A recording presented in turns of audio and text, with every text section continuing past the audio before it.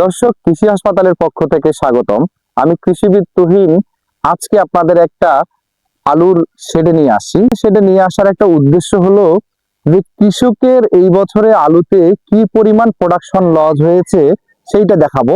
এর একমাত্র কারণ হলো অসময়ে বৃষ্টি। যখন এই বীজ আলুগুলো হারভেস্ট করা হয় সেই সময়ে অসময়ে বৃষ্টি হওয়ার কারণে এই বীজ আলুগুলোতে বৃষ্টির পানি লেগে বীজ আলুতে যে ছত্রাক বা ব্যাকটেরিয়ার যে আক্রমণ হয়েছে সেই কারণে ইল্ড লস হয়ে গেছে। এই বীজগুলো আজকে যতগুলো বীজ দেখতেছেন এখানে প্রায় 300-400 বস্তার মতো বীজ হবে। সেই বীজগুলো স্টোরজাত হওয়ার কথা ছিল, কিন্তু অসময়ে বৃষ্টির কারণে এই বীজগুলোকে বাতিল করে দিতে হলো।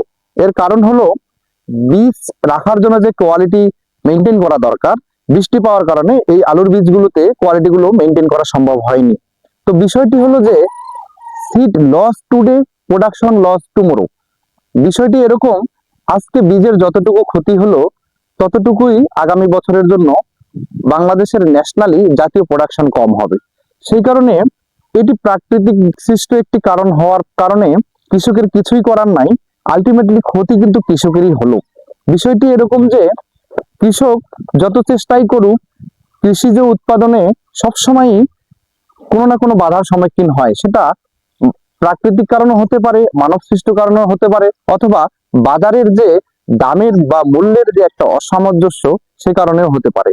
সবসময় কৃষকরা এই প্রোডাকশন ঘাটতি বা ফলনের হলো যে ঘাটতির কারণেই এই কৃষি পণ্যে লজের সম্মুখীন হচ্ছে।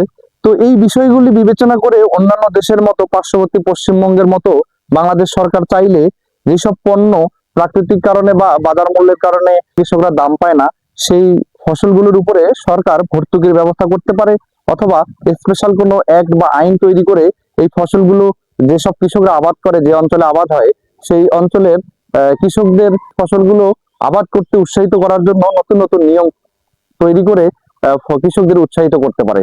সে কারণে সরকারের প্রতি দাবি থাকবে যে এইসব অঞ্চলে বাংলাদেশের অন্যতম প্রধান যে খাদ্য তালিকায় যে আলু আছে সেই আলু যেসব অঞ্চলে হয় সেই আলু চাষিদেরকে টিকিয়ে রাখার জন্য এই ধরনের ক্ষতির সম্মুখীন হলে খুব দ্রুতই সরকার যেন এই ধরনের বীজ আলু বা খাবার আলু উৎপাদন করে যেসব কৃষক, তাদের প্রণোদনার ব্যবস্থা করে তাদেরকে হলো যে ভর্তুকির আওতায় নিয়ে আসে, অথবা এই ধরনের কৃষি পণ্যগুলো বিদেশে এক্সপোর্টের ব্যবস্থা করে এবং নতুন নতুন এক্সপোর্টের দ্বার খুলে কৃষককে এই লসের হাত থেকে বাঁচাতে পারে।